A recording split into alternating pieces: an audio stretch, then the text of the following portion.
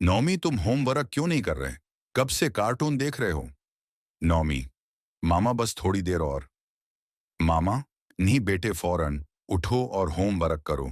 फिर इफ्तारी का वक्त होने वाला है, उससे पहले अपना काम निपटा लो। मगर नौमी टीवी के आगे से ना उठा।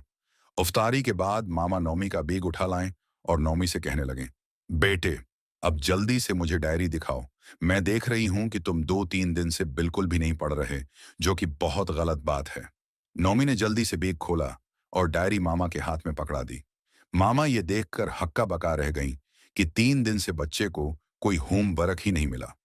उन्होंने नौमी से पूछा तो वो कहने लगा, मामा सर बहुत थके होते हैं, वो थोड़ा सा पढ़ाते हैं और फिर कहते हैं कि किताब खोलो और बैठकर खुद पढ़ो। मामा, आओ, अच्छा, और तुम लोग किताबें खोलकर आगे रखते हो और सारा वक्त बातें करते रहते हो, ऐसे ही है ना? डन।